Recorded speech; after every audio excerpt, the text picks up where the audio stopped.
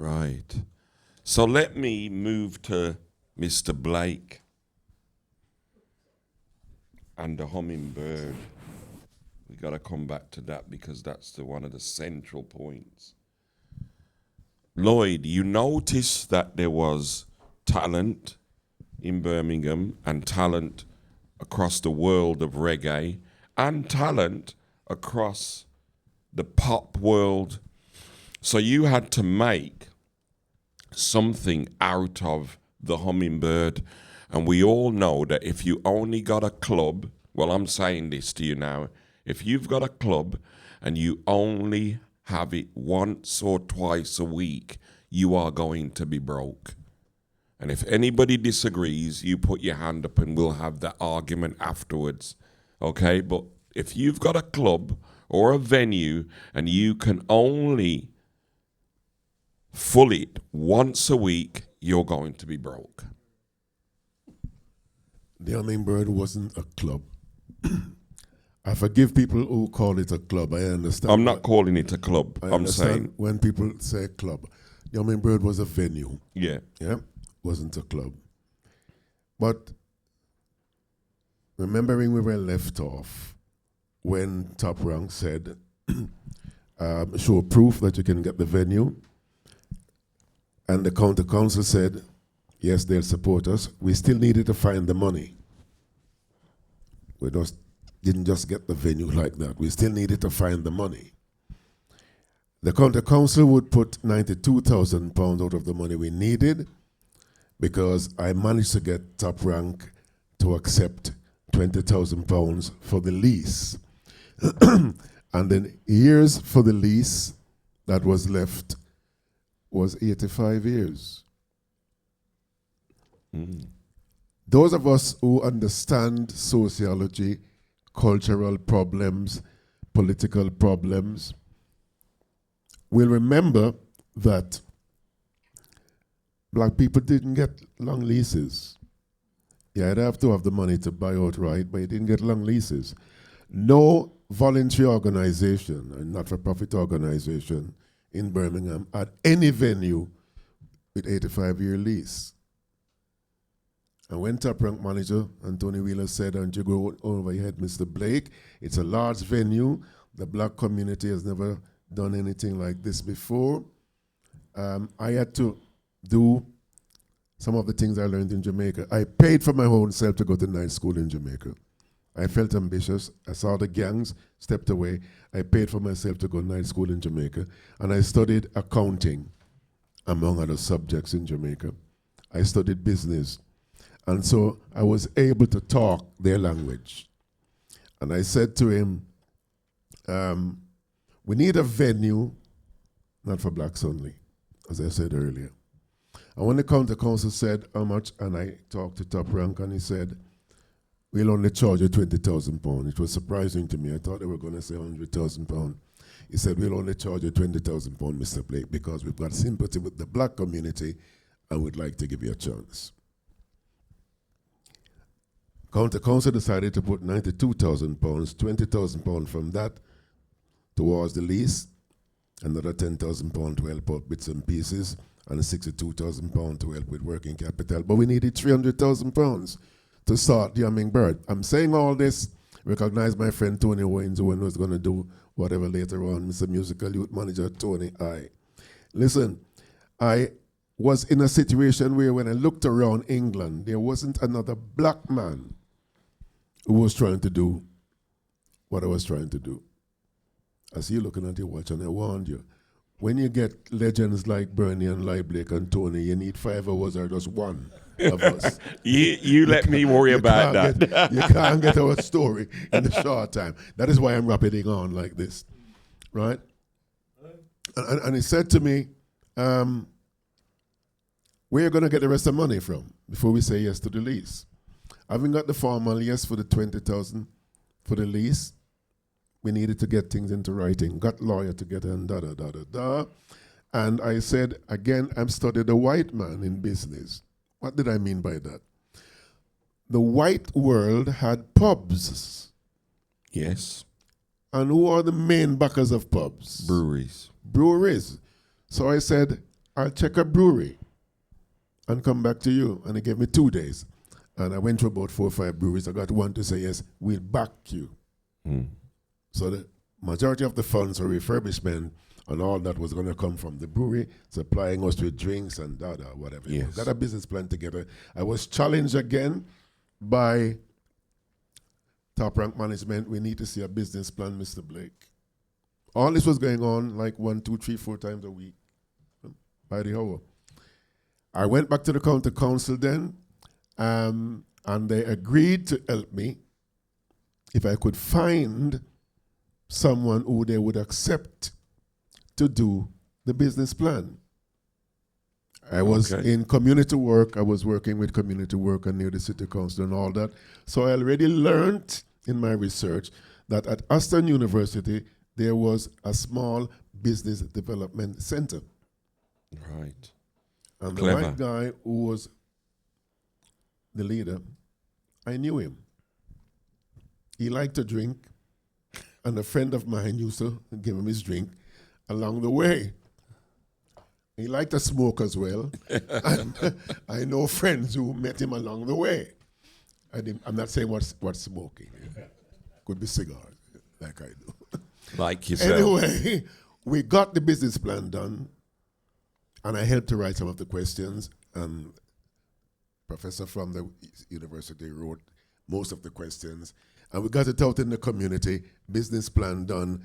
Answers came back, yes. If we get a venue like that, would you support it? How often would you go? What sort of money would you pay? What would you like to see happen there? And the black community, of course, say yes. But we also question white community. Because I said earlier about black and white, I'm not a racist, but I'm race first. And if you're a race first, you look what the white man is doing for his race. What is the Jew doing for their race? What is the black man doing for his race? And I saw where reggae music was being pinched and put in the Odeon by a guy called Losby. Greg Isaacs on a Sunday night in Losby. Another promoter from Manchester. Picking reggae artists. MCP promoters from Walsall. Yeah. And I thought, right, I'm going to study black, white, pink, Chinese, everybody, the way you do business. And so it was that when we got the business plan accepted by the county council and top rank, that it wasn't a black venue. Note I keep saying it, and it's emphasized in my book. I'm not running a black venue. The Indian man might be running a venue where Indians go most of the time for the weddings. But if I was to run the Hummingbird, not a club, this big venue that could hold 3,000-4,000 people, as a black venue, it would be closed in 6 months, 9 months, whatever. So when I showed them what I was doing, they said, write something to explain more in detail. And remember, this venue is cozy and lovely. And pubs were where white acts started. Yeah. And they would play to 50 people, 40 people, 100, 200.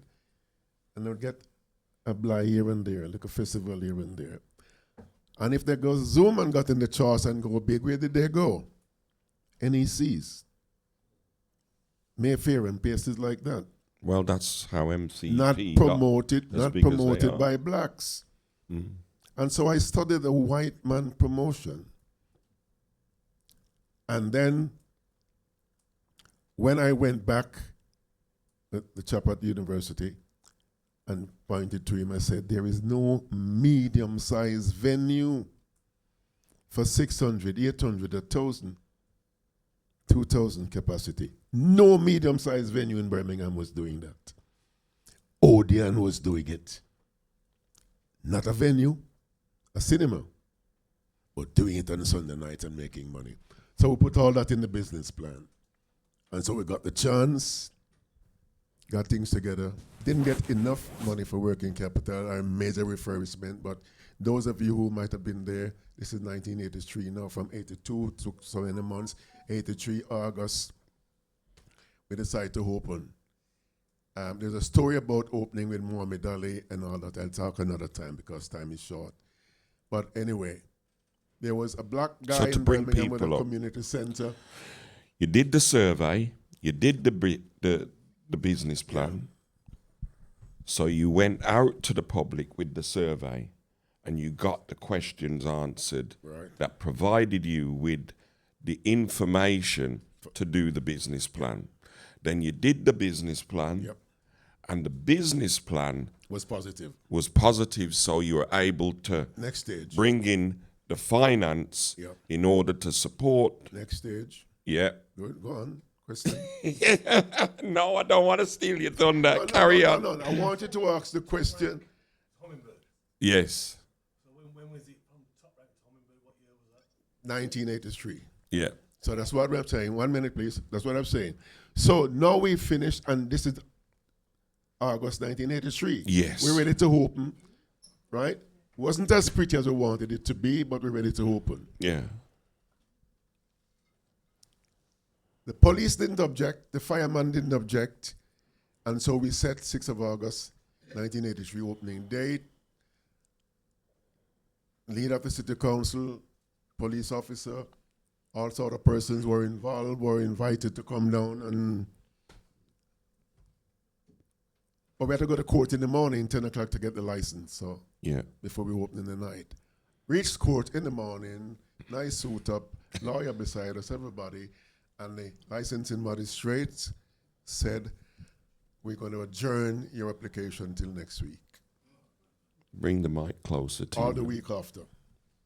We're going to adjourn the application, says the chairman of the licensing committee. Our lawyer asks, why, sir? And then he looked at me. I'll never forget it. It's in my book. I'll never forget it.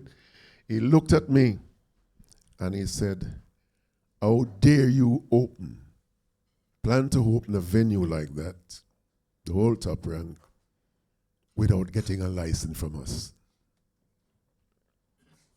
And that is when I knew racism was subtle, not direct in your face. Black don't hate white, white don't say hate you that much anymore, but it acts up in society, in Systemic. the system. He said, we're going to adjourn it for 2 weeks. Ooh. Goodbye. And we came back to the venue the night, and everybody said, you can't open, you got to close. I said, no. We had the entertainment license. The fireman didn't object. I had fire in me. Fire in me. I was reading world politics. I was reading politics all over the world. Even if I die before certain things happen, I have to try for it to happen. Like I said earlier to Bernie, I want to take 2 steps forward. Even if I got to take 1 step back, I will still get there. I'm not taking 1 step forward, 1 step back, because I won't move. 2 steps forward, 1 step back, I will get there. So we went the night and opened the venue. Lord Mayor, everybody turn up, community people, everybody turn up. And we gave away 4,800 pounds worth of drinks on the night. Remember, Tony? We gave everybody drinks. We had entertainment license. Music was being played because we know the police would be there undercover to see if we were going to sell drinks on the bar. That was our opening night, history of the Hummingbird. It's in my book. We gave away 4,800 pounds worth of drinks. Sandwiches, food, free, 8,800 pounds of drinks. When we went back the 2 weeks after we got the license, so we started to catch up. We started with a deficit to catch up. Right. Yeah? Anyway, long and short of it, And to pay we stuff. went into that, reggae artists start coming in, you name them, they start coming in. We made one mistake, and I'll accept that one mistake in my life. It's in the book, my one mistake. An Indian guy came from Leeds, booked the Hummingbird for 3 nights for Master Griffiths, believing that Master Griffiths, who toured Bob Marley, was going to come and answer questions about Bob Marley, and the world was going to come and watch her. Rip.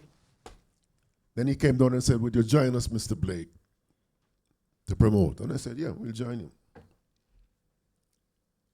Halfway through developments, he backed out, and Master Griffith's manager threatened to sue me.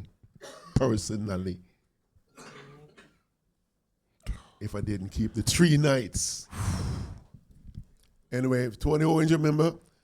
Night 1 was all right, 600-700 people. Night 2, night 3 were flopped.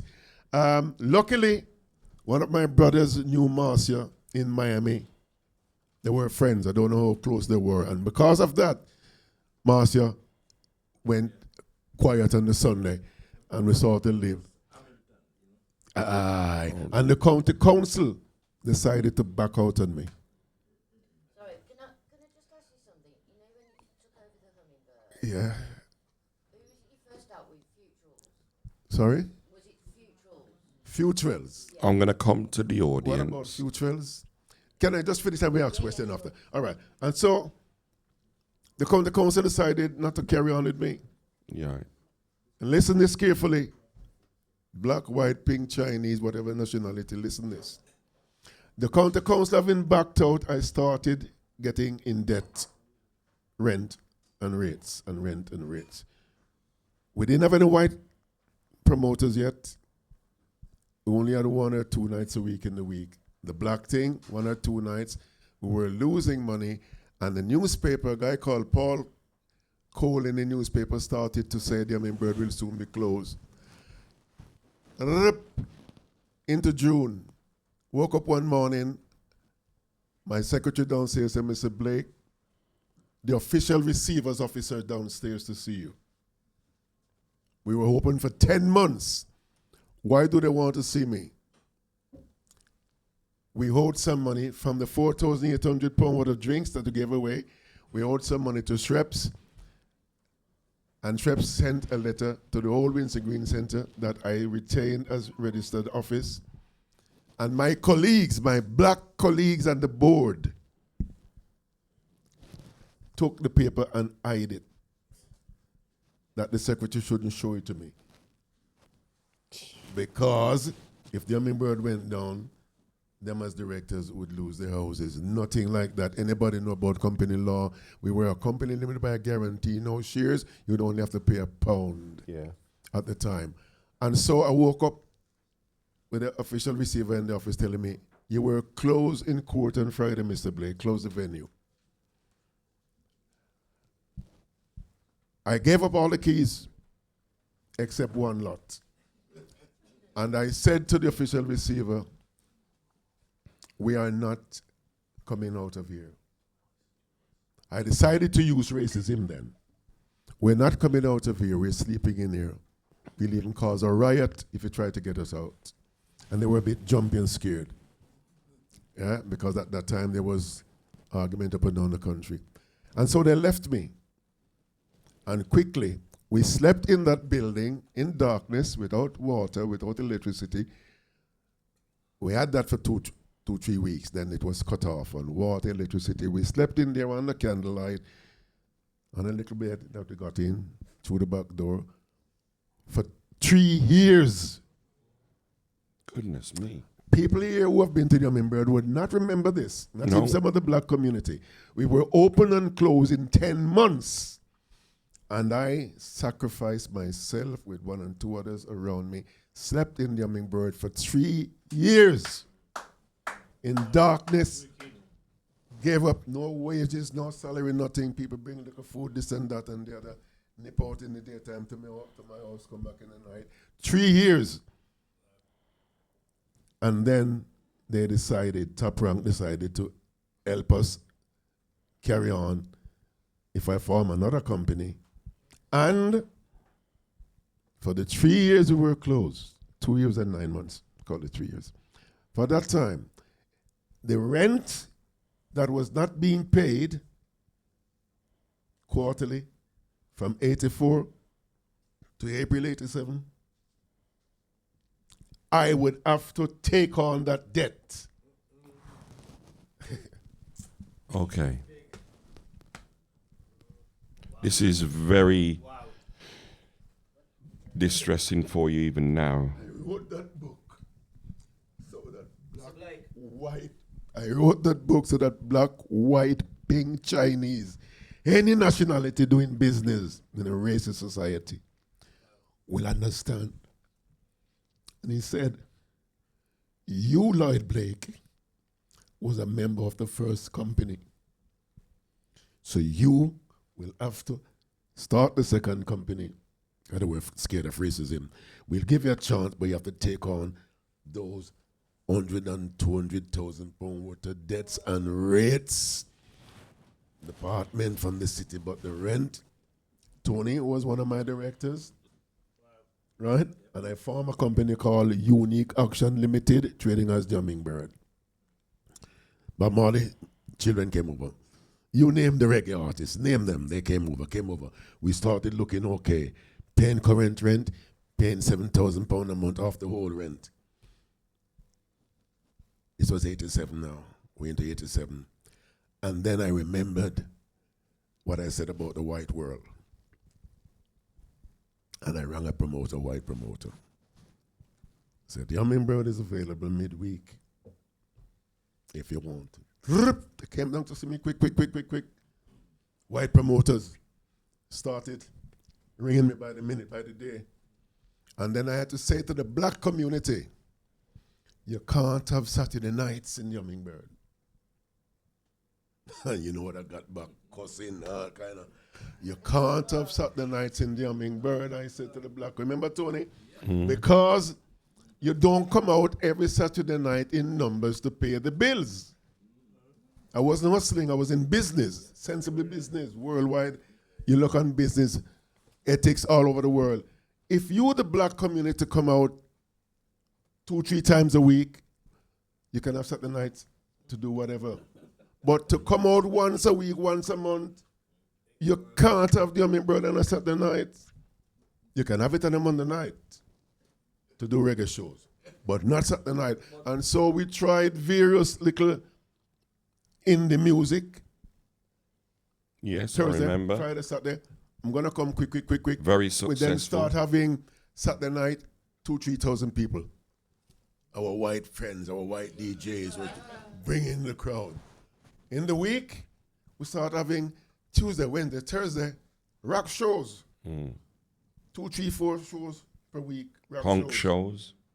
And that's Sunday as well. Sunday, all week. The venue then became what I had conceptualized it to be. At the same time, no black could say they couldn't go to the Hummingbird. Or they could say, because of business sense, we want to have Saturday night. And everything quieted down nicely. Promoters for reggae was coming in on the nights, and the rock world was coming in 3-4 times. At one stage, one week, we had 5 rock shows one night after the other. Yeah. Cleaners slept in the building, everybody. You name some rock artists, Wonder Stuff, James, Happy Mondays, Northside, Newman. We were open with Jamiroquai, brand new heavies. And that is Hummingbird. Hummingbird became And Oasis as well. Oasis. Yeah. The boy Oasis brothers were pushing boxes in the Hummingbird for a band called Imperial Scarpet before. So we became, according to 3 newspapers research, the 5th best live music venue in England. And what did we have? We had the power, thank you, we had the power of the middle ground. The 500, the 600, the 1,000, the 2,000. No other venue had that, right? And people start calling me king and legend and the rest of it. But we had the £1,000, the £100,000 back money to pay. And then, after this, maybe my questions finish here. And then one night, we were in there, and a white guy came and said, Mr. Blake, can you help me? We know you deal with multiracialism.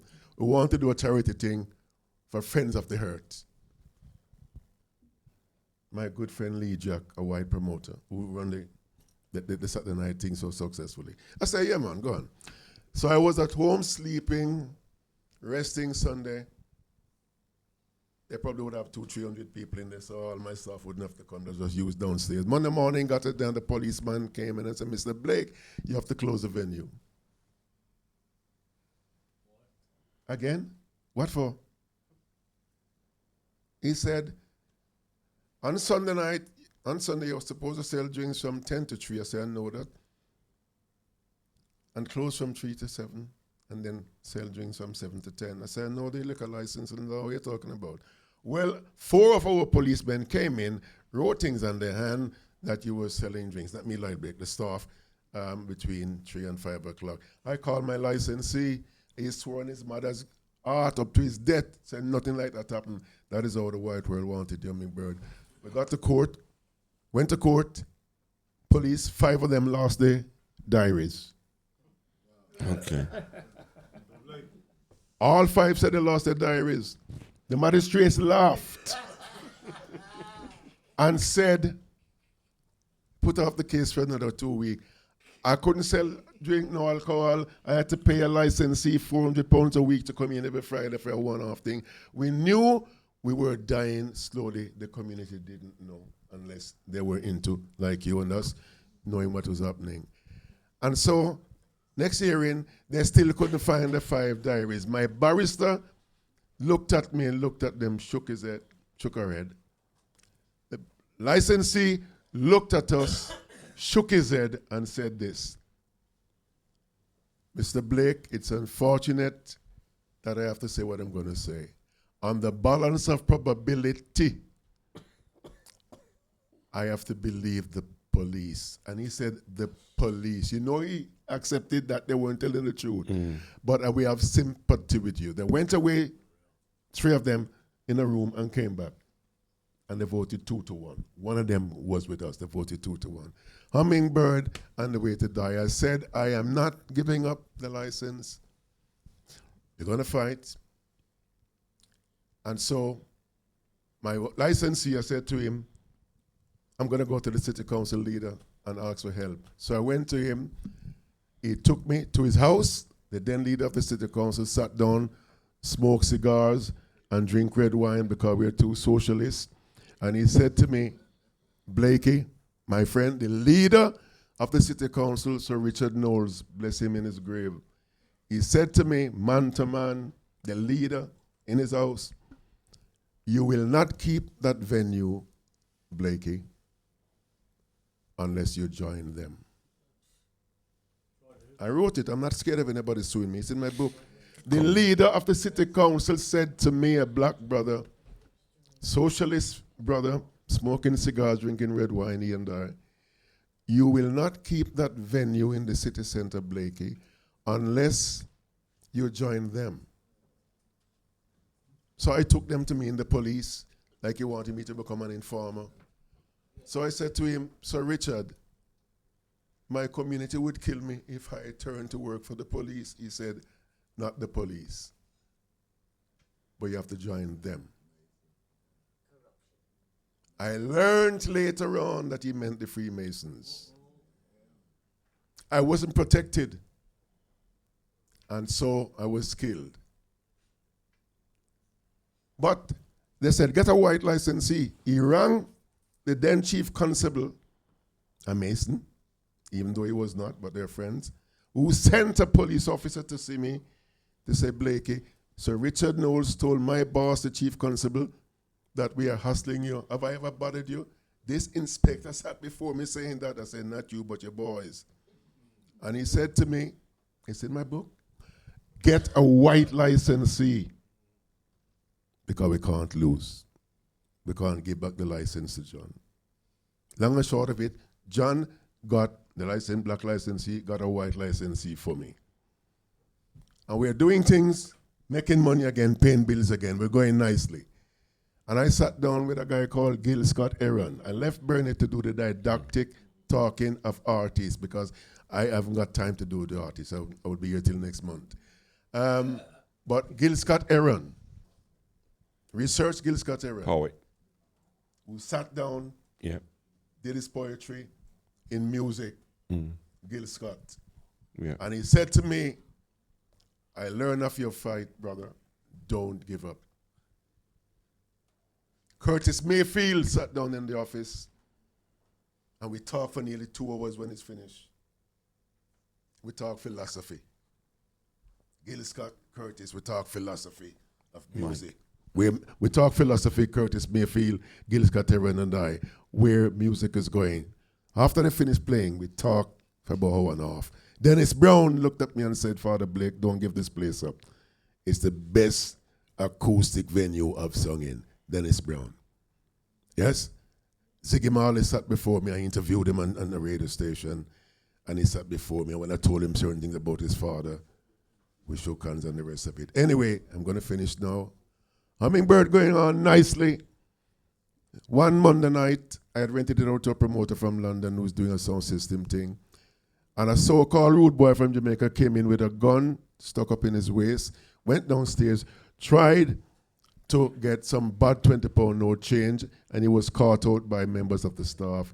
Long and short of it, he was asked to leave the venue. He came out at the door, looked at this big 6-foot promoter and said, if it wasn't Mr. Blake, I would do something to you. The guy said to me, do it to me. And they went outside, and he went in his waist, pulled out his toy gun. Click, click, toy gun. He said click, click with his mouth. Click, click. And the guy realized that he was an idiot, but from the way coming out, promoter touched his brother, who went across the road, came back from the car park with real gun, pull it out, and fire 5 shots in his back. When he realized his real gun the guy have, he started to run. Boy, 5 shots. Thankfully, he didn't die in his back. But what did that mean? Yeah. He went in 5 days in the hospital, came out, ran away to Holland. And then the police came to me in the Wednesday. Oh dear, you have shooting in your venue when you didn't call us, Lloyd Blake. I said, I didn't have any shooting in my venue. Shooting took place outside. This white promoter, this white licensee had gone home because it was a quiet night, 60 odd people in the building. And I rang him to say, this happened. You were here. This happened. Venue was closed. All right, if they check you. Okay, Mr. Blake. My white licensee friend went to the police the next morning and they give him the license. So he's no longer the licensee. Again, they came to me, I got to close. I said, I'm not closing. He shouldn't have come to you, the police, because it wasn't the police who grant liquor license, it's the magistrates in the city. I'm too clever for them, they say. So they pressured me, by which time the rent was building up. And one morning, 5 o'clock in the morning, I'm sleeping in the venue, downstairs, knocking off the door, Mr. Blake. We the police are here. Don't do anything silly, Mr. Blake. We would ask you to use your brain if you can this time, but the rent is due and Top Rank contacted us. We have to close your venue. That is how the Hummingbird was closed. That's the Hummingbird story. Sad. More detail in my book. And 1993. I can never forget the date, Haile Selassie's birthday, 5 o'clock in the morning. Tony Owens Bernie, part of my promotional team. We haven't got any value. The black community cannot value us. They cannot say what we gave. £3 million we calculated with accountants that the Hummingbird put into the local community over the years when it was open. Artists who come in and spend money on everybody, £3 million. Now they call him every so often, want to talk to me. I said to them, I'm 84 years of age now. Well done. Read my book. I'm finished. That is the Hummingbird story. And Bernie, Tony, Bernie and Tony, and a white guy who had the Sunday show called Leaf Fisher, when they talk about the license and selling drinks, those 3, I asked them to do in their own words what they thought of the Hummingbird and me. It's in the book, Tony's story, Bernie's story, Leaf Fisher's story. Blessings and thank you for listening. Let me just take you one question. Hold on. Not not yet. okay.